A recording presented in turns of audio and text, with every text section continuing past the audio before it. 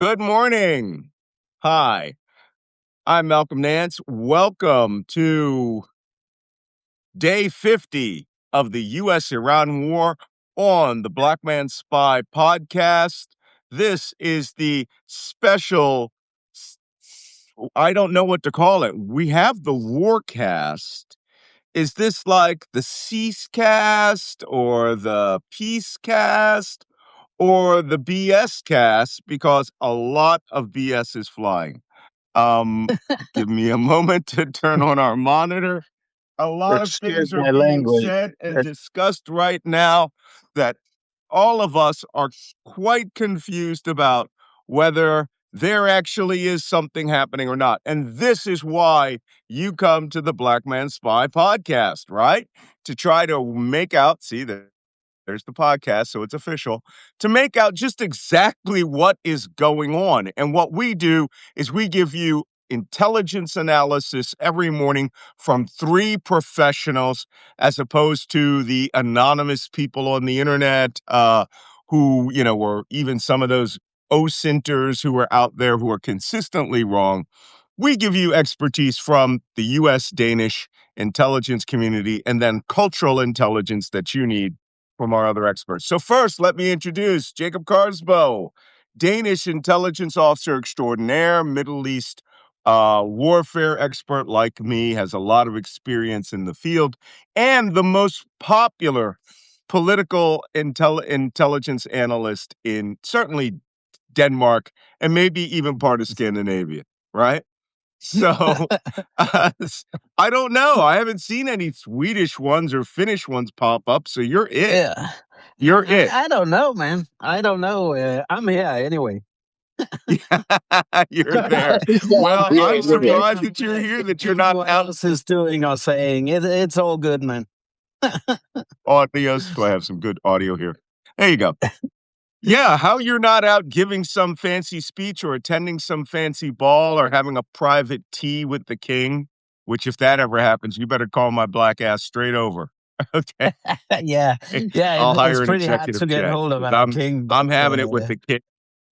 I'm a modest guy, so.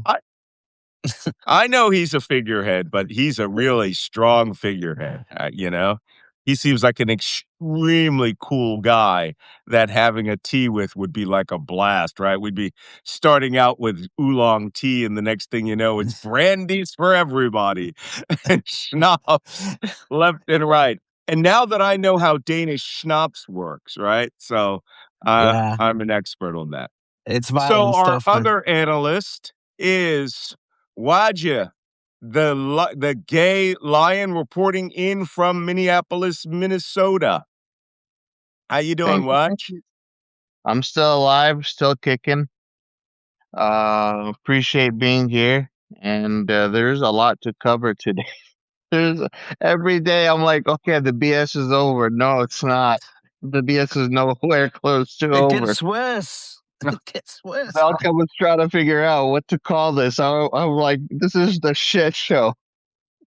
This is Well, don't worry, it'll get worse. It'll get worse before it gets better, as the old saying goes. And in this particular circumstance, I'm not quite sure what's going to happen first. Get worse or is it going to get better? That being said, first, a little light banter amongst the morning AM TV crew. What kind of coffee mugs are we sporting? Can you grab me that mug? I've left my coffee mug. I'm up in my What kind of mugs we got here? Oh, I have some light. near the I have top more of light. Denmark. People have complained that. Oh, well, a summer house. That must be very, very nice. It is. And I forgot to bring my mug in here. I've just snuck into the bedroom because it's a little tiny cottage. I don't near the care if top it's of a paper Denmark. cup. Okay, that's all right. You're absolved of that. And I'll go and get it. I'll go and get it, man. Look at Wajeeh. He's like so proud of that Wonder Woman mug that he's sporting right now. He's so proud of it. He's waving it left and right. yeah. Yeah. I'm a feminist, baby. Yeah, well, I'm with you. I'm a feminist too. And, the question is, Okay, there you go. You've got a borrowed, you know, a borrowed Airbnb 1970, coffee mug. 1970s. It's white and orange, and it's from the 70s. And yeah, it's an old summer house. So Okay. that's So Wajeeh, my question to you is, which Wonder Woman is the one that you like most? The one from the cartoon from the 70s and 80s? The one from the what was her name? The from the 1980s? One Linda Carter Wonder Woman, or the modern Wonder Woman, right? Gal Gadot, which, to be honest, that's my favorite one. If I was honest, I wasn't That's like real love. introduced to Wonder What's yours? Woman. I wasn't introduced to Wonder Woman until later on, so I didn't even see the cartoons from the 70s and 80s. Lucky you. So, but it's all we had back then, man. It was just like my problem with Wonder Woman is she's in this red, white, and blue and gold costume as an Amazon. She flies in her invisible jet. The jet is invisible, yet she is completely seen like she's sitting in an imaginary seat in the air flying through. And it's like, wait a minute. The jet's invisible, but you're not. That's that's how the cartoons dealt with us and led us to our imaginations. On my part, I have a cup that fully supports what is going on in the Strait of Hormuz right now, which is our lovely shit happens mug. But when you drink it, it says at the bottom, but coffee helps. Okay. So now we're fully equipped to start this program and to start our day. It's a dynamic one. I feel sorry for anybody who goes, oh, it's Saturday and peace is broken out and everything's Uh-oh. everything that you have been told about this war and ceasefire is false. And here's the worst part. I can't find and being told there's my about notebook. freedom of Uh navigation. I oh, fawn operations. Well, I spent hours this morning, hours, and we're back to like the war where I have 2 pages of notes, and this is supposed to be the peace. So you guys are going to have to really help a brother out here because I don't know. Okay, first, let's start with the basics. Wajeeh, has there been any change in the casualties? If there really hasn't, we don't. No, But there let's go hasn't over been the much casualty change. count from the war again, please. There hasn't been much change, if I'm being honest. That's the one positive. Okay. Oh, That's the one positive. The one positive is that the war casualty count has not really changed. We're still at 2,000 some hundred persons in Iran, maybe as many as 3,000 because I think they were digging out people. Lebanon has frozen. We are in 10-day ceasefire, which I had a long talk on Mario Noafal's podcast yesterday, and he was just like, isn't this awesome? And that guy's like the most optimistic guy in the world, you know? And I go, yeah, the Israelis are doing intelligence, surveillance, and reconnaissance. And back in the Lebanese Civil War, not the Lebanese Civil War, the Israeli push on Beirut, Tom Friedman, the famous New York Times journalist, wrote a very good book about Lebanon in 1982, 1983. And he said accurately, this was the Israelis. A sleeping Syrian soldier in the Bekaa Valley would lean over in his chair, his rifle would fall, and a single shot would accidentally discharge from it. And that would unleash a 12-hour Israeli artillery bombardment across all of Lebanon, right? Israel waits for things like this to break the ceasefire by saying, ooh, you got 2 guys at the shooting range trying to zero their weapons. That broke the ceasefire. And then suddenly 3,000 rounds of high artillery are flying. That's the way that business. Anybody who says they don't, then you just don't know the Israelis, right? So the casualty count is stable. Let's move on to the price of oil, because this is going to be big, not just in this show, just in general. This is where my mug jumps in. Appropriately so. Yeah. Wajeeh, do you have the price of oil? Yes, I do. Give me a second. I got to get a shave, y'all. I look like the Caddyshack gopher.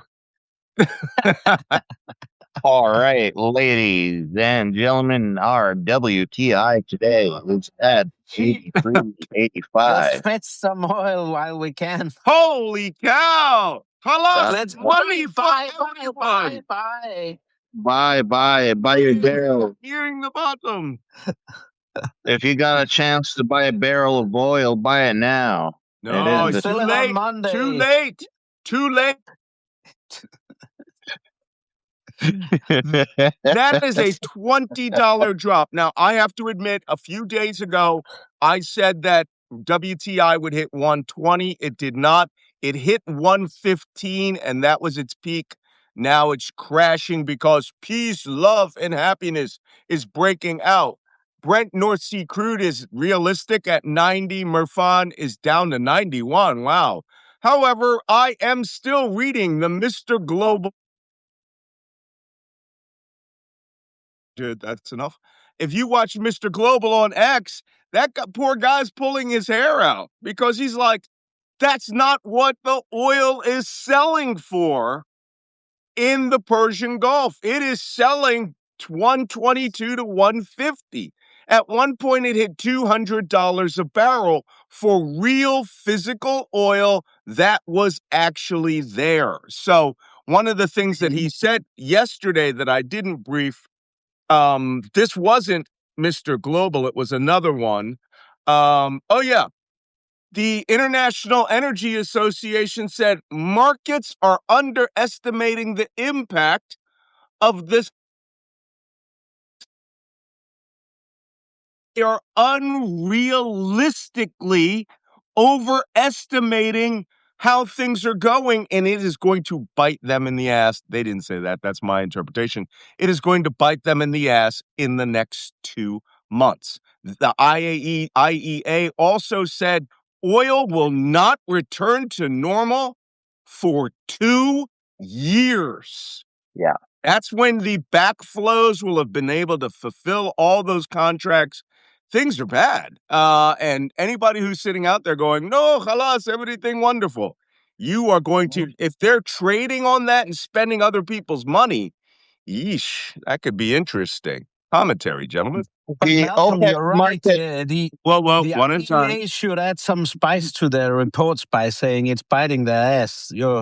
That would be a little bit more colorful and have more readers that way. Yes. To quote intelligence analyst Malcolm Nance, oil will bite you in the ass. There are some reasons why the price have dropped. Trump a few days ago said he would not lift sanctions out of Russian oil. This morning or last night, the United States has lifted sanctions out of the Russian oil sales. And we're going to talk about that shortly. For another month, yeah. The other thing is that the Saudi finance minister yesterday was talking to a large group of investors at a conference, and he was specifically discussing how we are seeing a big difference between the actual price of the market and the price that is being seen on the media. The reality on the ground is that he's saying the price is 110, 120, 150, 160 dollars per barrel when it comes to on the spot selling oil at the moment. So this is the reality on the ground. That's why it's still very expensive for you. It looks cheap, but that's all market manipulation. Mike is yours. Yeah. Jacob? No, I'm just sitting here listening. It's all good. You go, Malcolm. He looks frozen. Oh, you're there. Okay. All right. Listen, let's move on. We'll get back to the oil issue in a bit. There's a whole section on oil, especially with regards to Russian sanctions. So, significant activities. We've gone through, nobody has hats. We've gone through coffee mugs. We know the casualties, and now we know the price of oil because of all the wars. This one is really about oil. Significant announced that our analysis as we gave it yesterday and as I was giving it as we ended the show, all of these people in the group started saying Donald Trump announces Iran has opened the Strait of Hormuz. And we checked it in the last minutes of this show and found that the Iranians said, yes, the Strait of Hormuz is open. And let's be fair, I'm going to read the actual tweet that the foreign minister Al-Arachi said yesterday, which you need to know what's out there, what's actually being said, and what was not true. So, give me a moment. Well, I'll paraphrase it. Prime Minister or Foreign Minister Al-Arachi made a tweet where he said, yes, the Strait of Hormuz is completely open. And apparently everybody stopped reading mid-sentence because the rest of it said, as agreed upon in the previously issued Iranian Revolutionary Guard, or actually he said the Iranian Ministry of Oil and Transport scheme as previously imposed. In other words, the Strait of Hormuz is open if you use the IRGC multipass exit way into the Strait of Hormuz, if you have paid up on your area. This is the traffic separation scheme. This is what is open. The Iranian exit route south of Larak, entrance route between Hormuz, Larak, Kishem, subject to inspection. That is what they said was open. And Donald Trump, in his absolute desperation yesterday, came out and said, the Strait of Hormuz, Iran has completely opened the Strait of Hormuz. We have opened the Strait of Hormuz. That's free navigation. For everybody. For everybody. For you, Wajeeh, open. Jacob, call Maersk. Call your client and tell them the Strait of Hormuz is completely 100%, I am not joking, open. Except that it's not.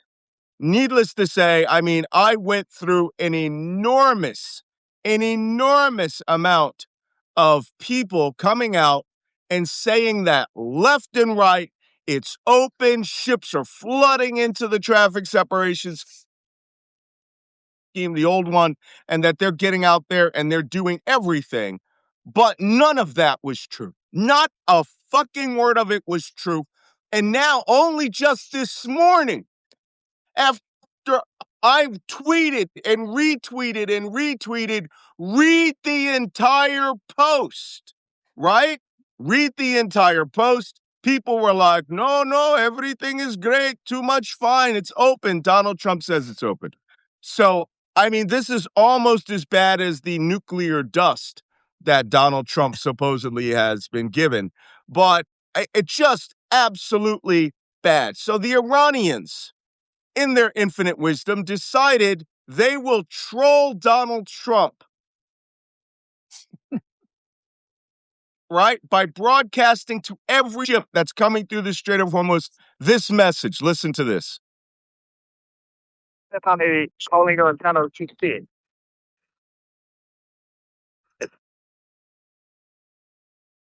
Malcolm, you keep freezing.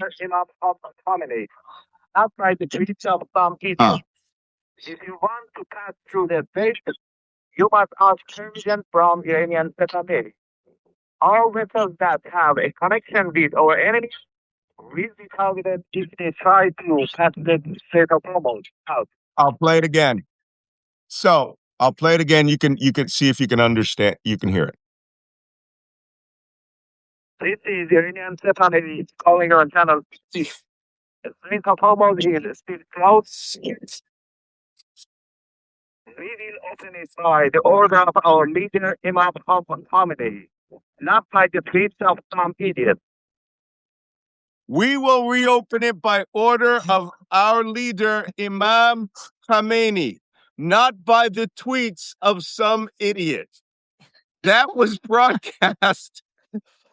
I didn't even hear that. Broadcast on international ship-to-ship to all of the ships that were making a run for the Strait of Hormuz yesterday. So, what did that look like? It turns out there was a real mad dash to get to the Strait of Hormuz, get through the Strait of Hormuz yesterday. But because these people aren't stupid, pardon me, let me turn the light off. You guys can see this. The ships that went there went and did it through the traffic separation scheme. Here we are, led by the ship that was waiting the other day, the Starry Rich. That one got turned back.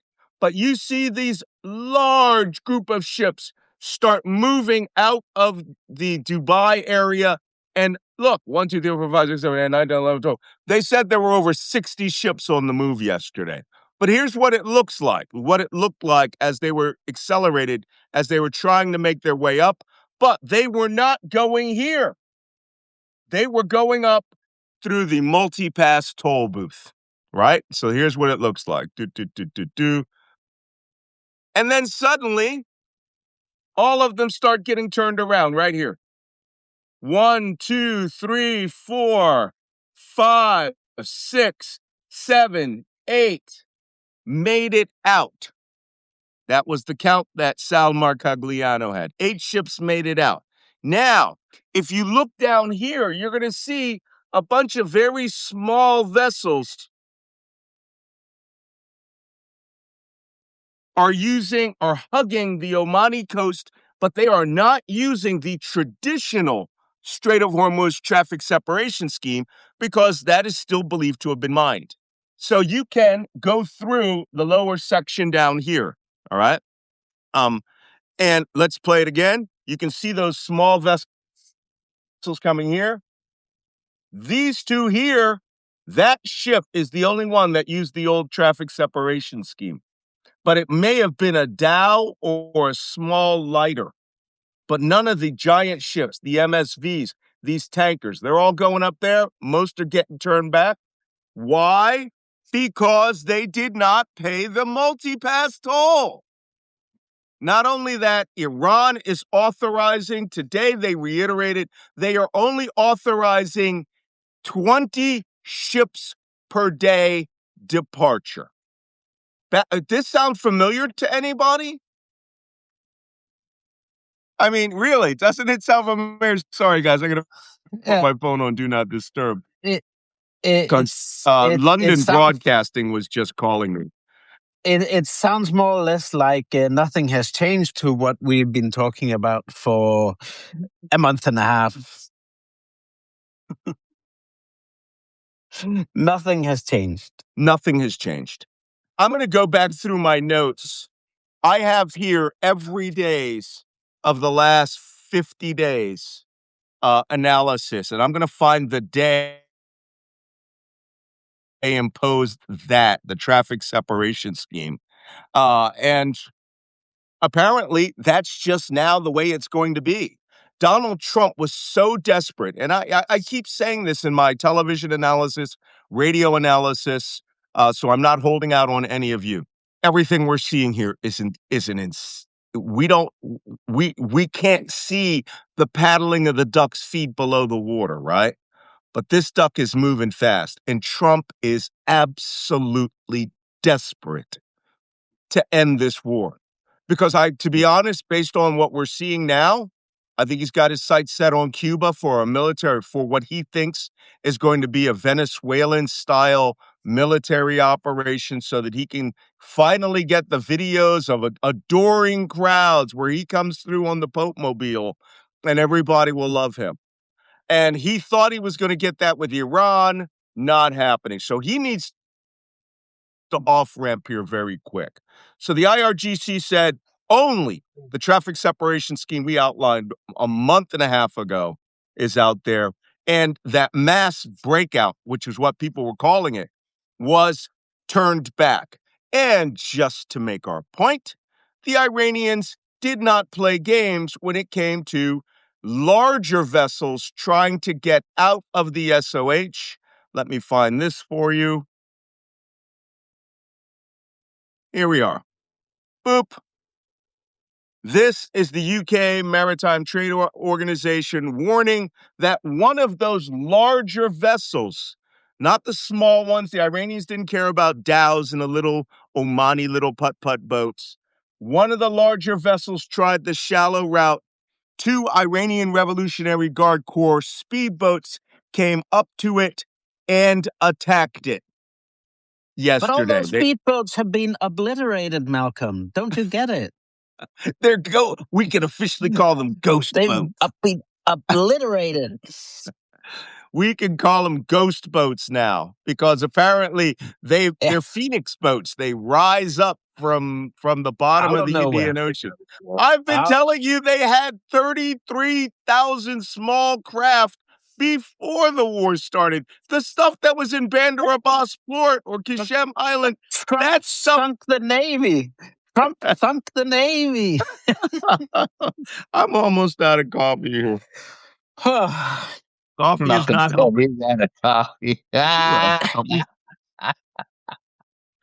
He needs more coffee. I need Potsmode's more coffee. Okay.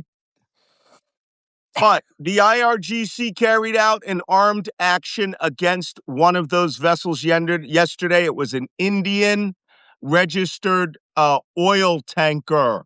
This is very risky, by the way.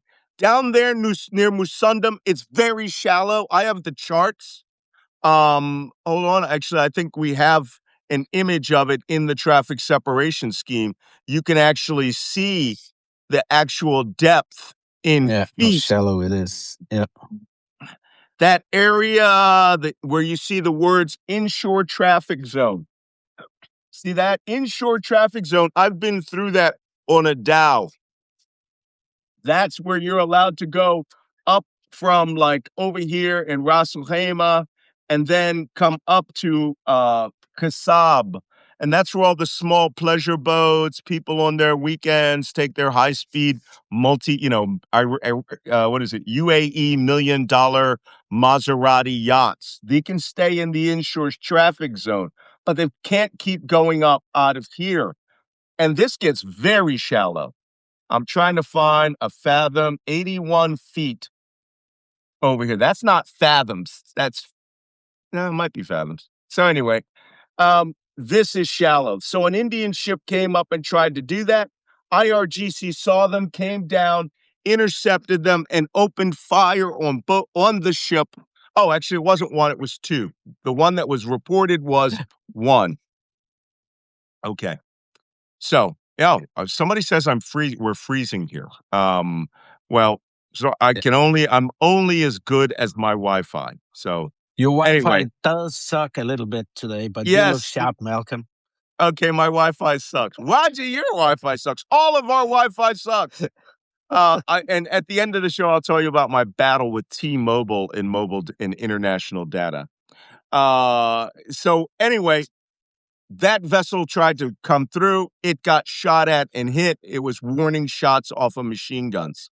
Another vessel, it turns out, came through, tried to run with it. The IRGC shot at it, hit it, and both vessels were turned back. And the UK MTO only got 1 warning on that. So, all right. Oh, I got a big, new, fresh, hot cup of shit happens. Okay. Someone is asking, "What's a dhow?" That's it's just while you were drinking your cup. Well, let me show you what a dhow is. Yeah, the dhow is the. Go ahead. You can define it. I'll show you a Yeah, picture. it's these local transport ships that are in their thousands on every given day in the Gulf. Thousands. And they traverse the Gulf from Iran back and forth and between the Arab countries of the Gulf. They're all over the place. Yeah, most people think Iranian mine layers look like this, right? High-speed boats chock full of mines, right? No. The traditional Iranian mine layer has been a dhow. And this is a picture of a dhow in the in the Persian Gulf. You see these traditional wood vessels. This one's Omani, but this is very common, and they get big. Actually, to tell you the truth, I've read that the design of the dhow, even though it's been very traditional, I'll get you a photo of a bigger one. The design of a dhow is a small version of what the Chinese fleet that was commanded by Sinbad was like. And sometimes these ships could get so big they could carry 500 men. And I have a better one, my traditional mine layer photo in here. Originally, they were used for fishing. Yeah, they still are used for fishing. They still are used for fishing. But they are wood. Some of them can get big. They also rent them for party boats. But going back and forth, there's a lot of trade between Dubai, Creek, Sharjah, Ras Al Khaimah, Al Quwain, all of these Gulf Northern Emirates, and Iran. And they move them via these. Here's a better example of the large version of the dhow. Over here, wood, multi-level. You can see this is fishing tackle here. These are fishing booms up there. They can also move material going between Dubai and Bandar Abbas. Hundreds of these per day. Hundreds. If you go to Dubai Creek, which is the waterway in downtown Dubai, you'll see them stacked down there, right?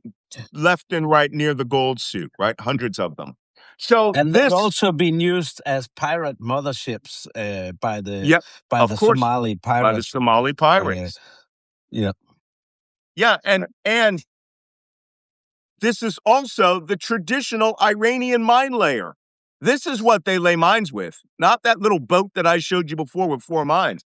They can put like 8, 10 mines down in here, have a little ramp underneath it, and push it out. And the vessels run by the Iranian Revolutionary Guard Corps, and nobody knows the difference. So that is what a DHOW is. That's a dhow.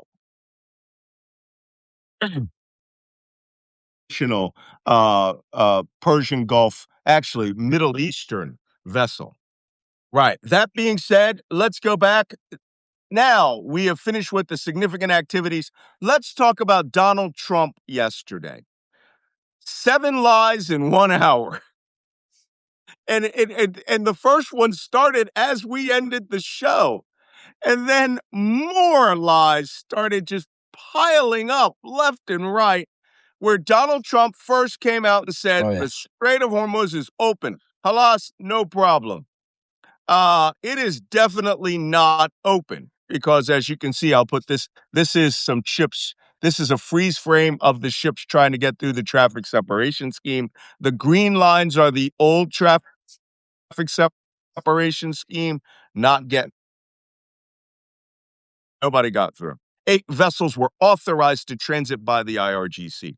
Here are the lies Trump said yesterday. Number 1, the Gulf Strait of Hormuz is open. Iran said it. We forced them with our blockade. Yeah, that didn't happen.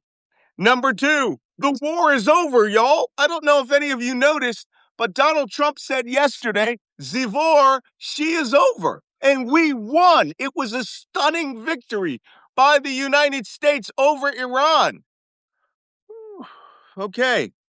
Number 3, apparently Iran has decided to surrender all of their nuclear dust to us. We discussed that yesterday, that he can't seem to tell the difference between radioactive uranium metal pellets, right, which is what makes up the 60% enriched uranium and yellow cake dust, which is not really enriched, which is very low grade radioactivity that is made from uranium ore into yellow cake. Then it is turned into processed into pellets and then irradiated. Okay, he did that. That Iran's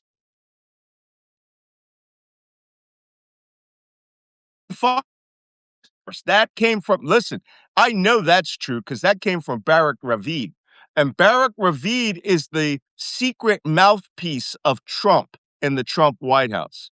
And apparently Trump just calls him up at random and tells him stupid shit. And Ravid, who's at Axios, just jumps right out and just does it. He just he just copies what he's being told. He's a stenographer. Yeah, Malcolm, just repeat that last point because you froze completely. Did I? What God? I can't understand why my Wi-Fi is sucking. Maybe I should turn this Wi-Fi off on my other systems. Okay. The frozen funds, Donald Trump said that, or Donald Trump administration leaked to Axios that they would be willing to give Iran $20 billion in exchange for their uranium, right? And that would essentially be unfrozen Gulf state funds, which is pretty amazing to me because if I'm not mistaken, that this is the administration and people that said Obama gave Iran $400 million in cash on pallets. And they're talking about $20 billion in cash on pallets. Absolutely They were amazing. upset when Biden did the deal with the Qataris, and Qataris said, we'll free some of the money, and we'll make sure America chooses what exactly Iran spends that money on. And yet, Trump came out and said, oh, Trump doesn't even have control what Iran's going to spend that money on. But Biden had control what Iran was going to spend that money on. And just to underline, I think you're frozen again, Malcolm, but I'll just explain one thing. In the old JCPOA, the nuclear agreement, there was no payment. There was only the fact that Iran got sanctions relief. Right. And that's what the many Republicans, and especially Trump, has been beating Obama for. Now Trump is trying to pay $20 billion to get himself out of a hole that he has dug for himself by pulling out of the nuclear deal. Insane. So it's fucking insane. Sorry. Yeah. That's okay. Now I see where I'm freezing. I'm going to try to work on this. My laptop is much faster. So the Wi-Fi here is compared to when I'm in New York. Yikes. I don't know what my problem is there. Okay, another thing that was floated, which may have been a lie, was that Iran was ready to recognize Israel. Hold on.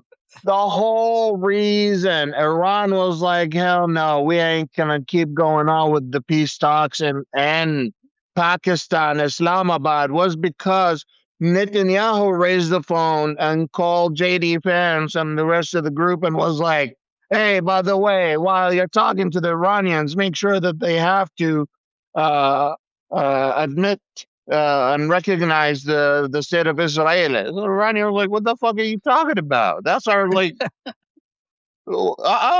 goodbye.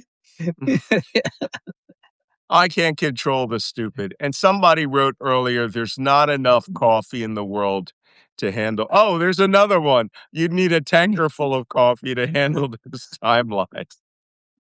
Nah, I need to go back to double espresso shots. Maybe 10 or 20 of them might help. Okay, and finally, Iran is begging for a deal. They've called us, and they're begging us. Give us a deal, Donald.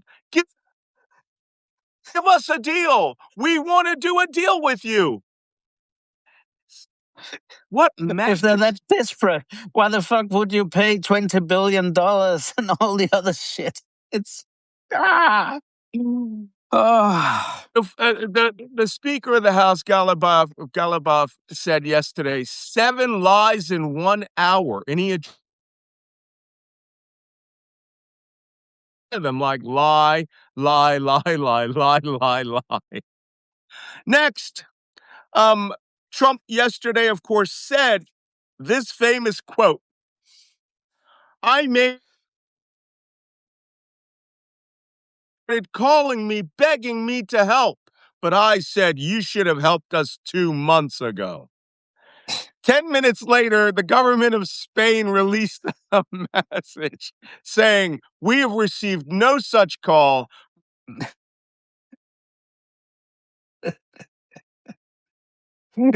10 minutes for NATO countries to start releasing statements that Trump, I can't believe it. Is this really happening? Trump told a lie? Guys, make it true. Trump, Malcolm, you broke up badly there, but I think Oh. everyone that's listening to us realized how stupid it was when you were explaining what the Spanish government did, and yeah. Go on with that. I'm going to try to clear up my Wi-Fi here real quick. Go on. Yeah. The obviously, as Malcolm was just reading out, the Spanish wouldn't stand for all these crazy lies about NATO begging Trump and saying they would help Trump, etc., etc. The Europeans, of course, can't help sort out this mess that Trump has created for himself. And just from a Danish standpoint, I'm Danish. Obviously, we can't send our navy down to the Gulf as long as Trump, the idiot, wants to take over Greenland, for heaven's sakes. So Right. Motherfucker's threatening Europe with his own military and threatening Europe about pulling the military from European bases. And Europe is like, please do. Please do. Okay. Yeah. But in other news, we'll just, if we're going to sit here and talk about Trump making stupid statements that about NATO, we'll be here for the next year. Yeah. So, but more importantly, here's Trump on the press gaggle saying he's ready to go back to war in 3 days. Excuse me. But in any event, we'll get it done. You don't have a deal by Wednesday when the ceasefire ends. Will you extend the ceasefire or will you start attacks again? Maybe I won't extend it, but the blockade is going to remain. But maybe I won't extend it. Thank you very much, everybody. We'll have a blockade. That's extended, but maybe we'll have to start dropping bombs again. So maybe we'll just start dropping bombs again. Yeah. It's the 5-dimensional chess player right He's there. everywhere. The genius. And the genius. The genius. Yeah. I'm getting a lot of advice on moving my Wi-Fi. I could broadcast from another room next to the Wi-Fi. We'll see about that. But right now, the logic here defies everything, right? Next, J.D. Vance says the United States, he had a conference at Talking Points USA, and he said the United States wants to rebuild Iran, and we're willing to go into economic partnership with Iran to rebuild and make them a great economy if they just turn the nuclear material over to us. Y'all, I'm sorry to say it. That statement is actually more desperate than anything that I've heard thus far. What do you think? Wajeeh? If he was in the camel souk, he would have been stolen a long time ago. They wouldn't even have given him donkeys with the word camel painted on the side. They would have handed him. They would have gone to the gift shop at Dubai Airport, and those little stuffed camels, right, that are about this big that you can buy as souvenirs that says Dubai on the side.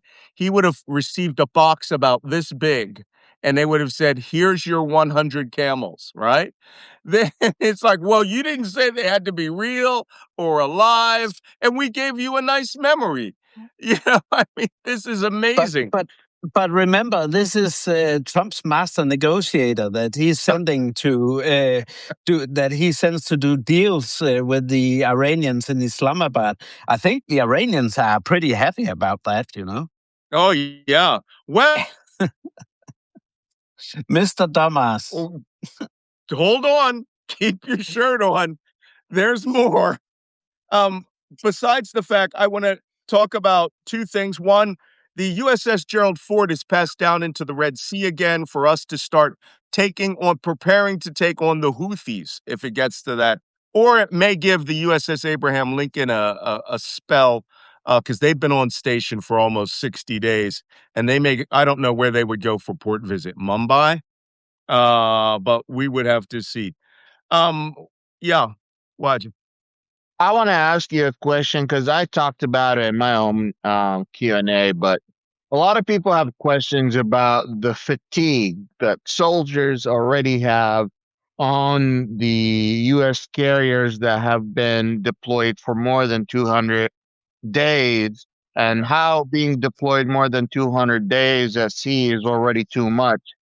Would you take a minute to talk about that, please? Yeah, what we generally do is we schedule in port visits and we let everybody have 2 or 3 days to go drink and eat and have nice meals and blow the steam off, then you come back. The problem with a combat deployment like this, Pete Hegseth, who loves guns and bombs and dudes, he Pulp Fiction. in Pulp Fiction, yes. He Oh no, my remark made imposing your this internet break. you need to be strong and stay on station. Okay. It says you need to be tough and strong and stay on station. This hurts the official. That's a long ass time. And I don't care if you say, "Yeah, we're doing the mission. We're having a grand old time." They are not getting the amount of food that they need. They're not getting what we call revictualed, right?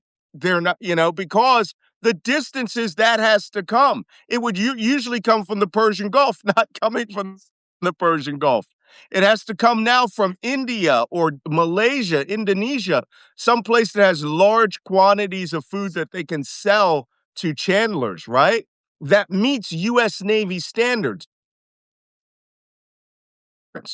Or we fly it into Djibouti and then put it on a ship. It's terrible. So it's going to hurt. It hurts efficiency. And what you'll see is more accidents, more bathrooms catching fire, right? Guys really not giving a flip about it. So we'll see. But 60 days is a long and let them have 2 or 3 days off. But no, this is Pete Hegseth. This is not World War II. Even in World War II, they pulled into Australia quite regularly, right? In between battles. These guys, they're looking tough. Okay. A lot of parents are worried because they're receiving photos from their kids on these ships showing them that they're not getting enough food, where they're getting a little piece of carrot on the tray, or Yeah, like one taco. I don't think that that's full rations. I think that that's guys who are like, I ain't gonna eat that shit. This is all I find edible.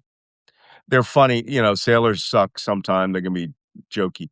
Okay, besides the fact that Scott Bessent has lifted sanctions on Russian oil, as we said earlier, again, someone 20 minutes before Trump made his Strait of Hormuz announcement, 20 minutes, where oil was at $98 a barrel and spot oil was still at 150, someone sold 7,990 lots of Brent North Sea crude, right? Not barrels, lots.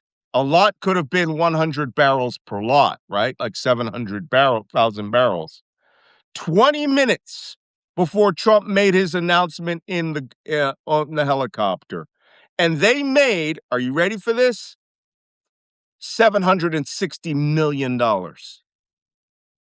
20 minutes later, oil fell $10 a barrel. Someone's making a lot of insider trading, and this has to be investigated. That's almost $1 billion on the oil that they had. I'm wondering if it's Baron Trump. Because remember, he started this war with $30 million of oil futures. So, and whoever has been doing it, that's the 12th consecutive trade that they have not missed. It is an insider. It's somebody in the family or in the White House who knows what Trump is about to say. And that would probably be the family who are like, Baron, go buy, sell your oil, sell it now. Next, as if, and then we'll go to questions, as if none of this was enough. And this is where I need to go get a coffee, one of those Walmart giant jug coffee mugs. Donald Trump announced he himself may attend the negotiations in Islamabad to sign the deal. And if I were the Iranians, I would be like, yes, come. We are ready to sign the deal, Donald. Come, Donald Trump. We will be honored. I would let his fat ass waddle into the room. And the Iranians, as soon as they see him, we would stand up and say, no deal with them, and walk out of the talks, leaving him embarrassed in Islamabad. When the Islamabad negotiations happened, remember when I asked you who do you think the Iranians would rather negotiate more than JD Vance? And you said who? And I said Trump. Yeah, exactly. Yeah, Exactly. who wouldn't want to negotiate with Trump? I mean, he's a sucker. He's so absolutely desperate. He's desperate. He must have this off-ramp. And the beautiful thing is he's trying to build the off-ramp, a big, beautiful off-ramp. And no one will help him. No one will help him with this off-ramp. And the Iranians appear to be having a good time with this story. Okay, guys, let's go to questions, and I can try to improve my Wi-Fi by tomorrow. I may move venues into another room where we have Wi-Fi. Yeah, shoot away, people. Susan says, will Israel give significant notice to the Lebanese people before it starts bombing? Not usually. As people are returning to their homes, is this part of the international rules? People are returning to their home south of the Litani because of the ceasefire. And I was watching Al Jazeera this morning. I'm sorry. I got to show you all this. All right. This is Al Jazeera right now. Hormuz closed again. Because all yesterday they had Strait of Hormuz open. It took them 24 hours to have to recognize they got played by Donald Trump. So anyway, people are returning to their homes. The Israelis, unfortunately, have a strategy of where they are always primed and ready to shoot. And as soon as they think that somebody attacks them, a rocket gets fired, boom, like 100,000 Israeli soldiers will start attacking again. Unfortunately, it's the way they do war. Nancy Lewis commented on the food shortages on the Abraham Lincoln's care packages. Care packages cannot get through to them either. This is correct because the mail in wartime becomes an extremely low priority. They will only pick up priority mail that will be flown to Djibouti. And then in Djibouti, that stuff will stack up. They'll take the letter mail because letter mail is critical out there. And they will fly that in with critical aviation parts, and that is expensive. If it's on a ship like a fleet oiler, it could be weeks before they have an intermediate vessel pick it up, and the mail gets transferred to them, and then it gets cross-decked. So no, food is not going to get there. Food packages are not going to get there. Malcolm, did you hear that Hegseth's trying to get the Ford and General Motors to restart building missiles? We talked about that yesterday. Yes, we did. Alan Stewart says, if the war starts again, what next? I'm living and working in Sohar, Oman. Hey, that's a nice place. Afraid of what Israel might bomb the Bushehr nuclear power plant, which means I need to evacuate. Wajeeh, you can come up with me on this. You are not going to have any trouble in Sohar, Oman. You're not. That's the one country that's not going to really get bombed. They hit those 2 fuel tanks to demonstrate their power. But Oman, everyone coming from Dubai is going to want to be taking your slot on an airplane. Don't leave. Stay in Oman. Enjoy the dates. The nice thing about Oman is that there is no U.S. military bases on there. There is a very small U.S. presence, and they have been a good ally for Iran for a very long time. That's why they were very confused when they were attacked in Oman. And even after the negotiations failed that they have tried to do, they have continued, and after they were hit by Iran, they have continued to call for an end to the war rather than decapitating the abilities of the Iranian regime, just like the Saudi government or the UAE government is demanding. Yeah. Okay. Yeah. That's why you will be safer. Yeah, you'll be safe. Yeah, Also, I Sohar is fully nice. agree. Okay. We're all in agreement. Yeah, Sohar's nice. I've driven through there, right? I've driven the whole Omani coast. And when I bought one of my Land Rovers from Muscat, no one's going to hit you there, right? Don't worry about evacuating. Laugh at all the people who may have to evacuate Dubai, right? Big city if this thing goes up. And in fact, you are sort of one of those places where a lot of people will move to. And that's your only issue. I mean, it's on the road to Muscat. Sohar, there's a road that crosses the mountain north of Sohar that comes from Ras Al Khaimah, and that connects, and you go straight down the coastal road to Muscat. Nothing's happening to you. Enjoy the beach. While you're there, go buy some frankincense. There's some of the best world frankincense there, and it's good for your neck. Not as good as Yemen, baby. Sorry. Not Yemen's where that stuff comes from. Yemen, frankincense, and myrrh. That's where you're going to get it from. Okay. Kyle Reese says, where are the U.S. Navy ships? They are somewhere out in the Indian Ocean. We're not going to talk about their actual location. What is Mrs. Lindsey Graham saying now that his persuasion blew up in American space? He's He's very still a unlucky for me. hardcore guy. He's a very hardcore guy, but the very unlucky thing for me, he's my fraternity brother. Oh my God! You were in a Oh, dear. sorority?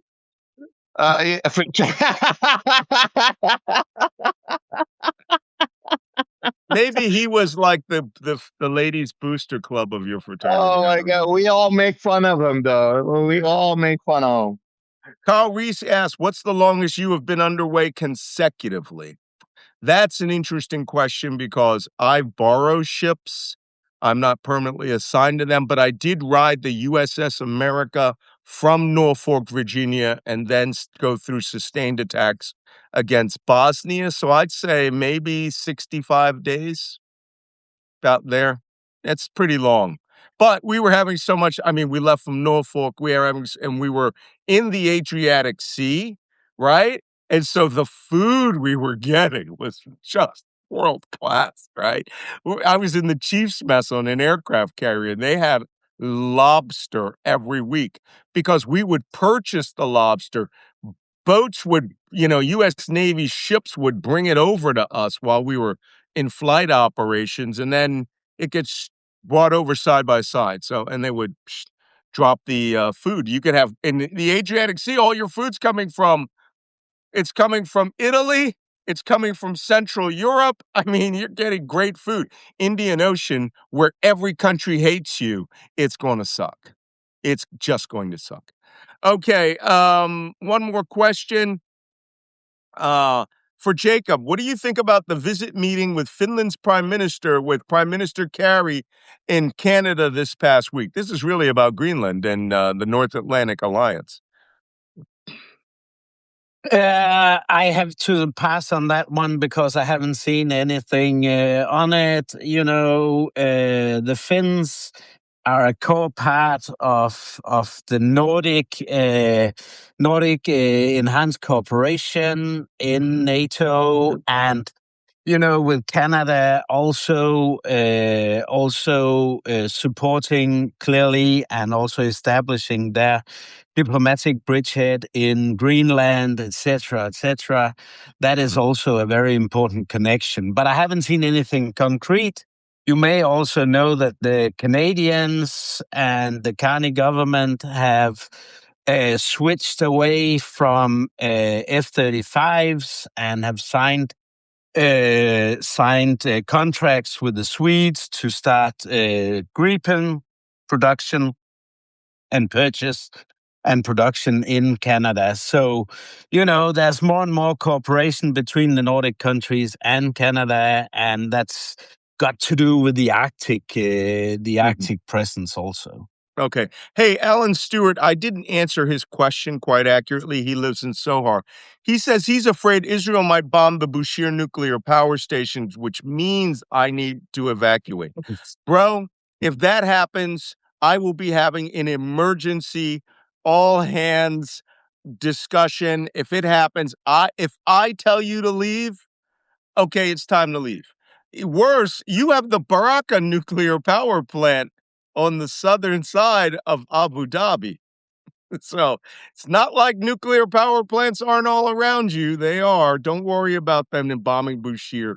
Right now, all you need to do is enjoy the beach down there. Go have kebabs and a Turkish coffee. For me, hilwa. And that means a sweet one. Super. I'm not supposed to be having 3 sugars in my coffee like they make that Turkish coffee. But enjoy your time in Sohar. I know it's getting a little warmer down there, but until June comes, enjoy the sea breezes. Okay, guys, that's all the questions we had today. I want to thank you, Wajeeh, for coming. Please, I'm imploring you for Jacob and myself. Yes, this is a free podcast, but we really could use the paid subscribers. It's $7 a month. I heard in Canada it's 15, which is like $10 US. We're going to be revisiting these numbers. But please, if you want to support our work, support the continued broadcast of this, giving you this analysis, also, the ability to interact. You're allowed to ask questions, and you have the private chats, like Waj is going to be doing one, or Jacob, one of you is going to be doing one question and answer here, continuing the question and answer period. Please do that. I really appreciate it.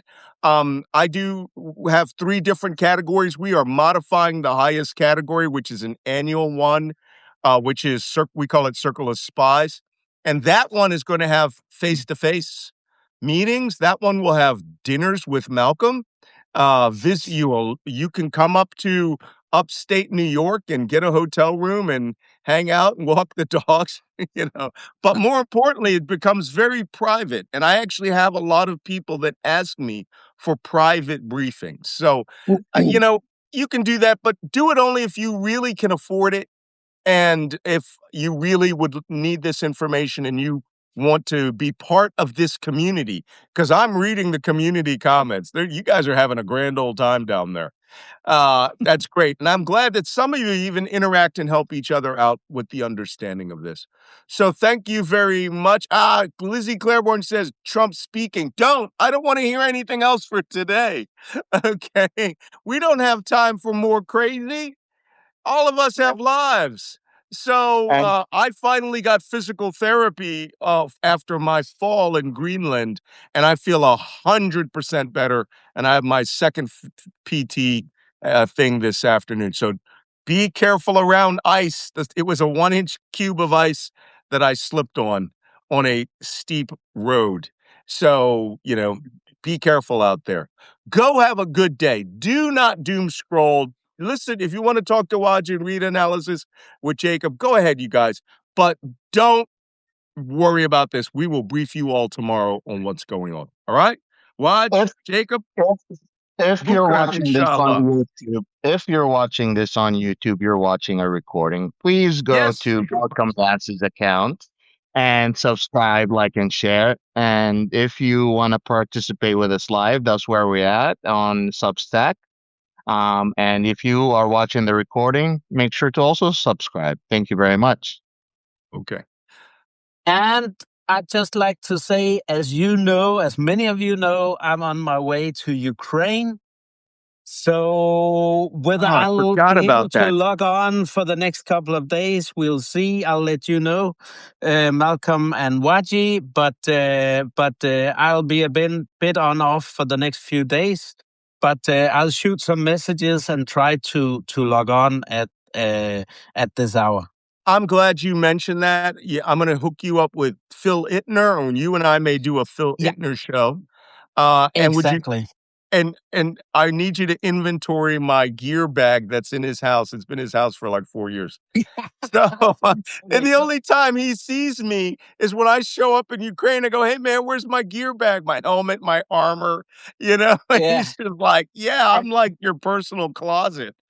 Thanks for reminding me, because I have Phil's contact already. So and I've been in dialogue with him. So I need to get Okay. hold of him to set If something you up need for this if week. you need armor, you can take my body armor and my helmet in there, and I got top of the line, baby. I'll stay out of direct fire. You don't, hey, bro. You don't get much of a choice on that. I I got said some news for you. direct. Who knows about indirect? But Shaheed time. Okay. yeah. Take care, guys. Oh no. We'll talk to you all tomorrow. Inshallah, bukra. All right. Bye bye. See you tomorrow.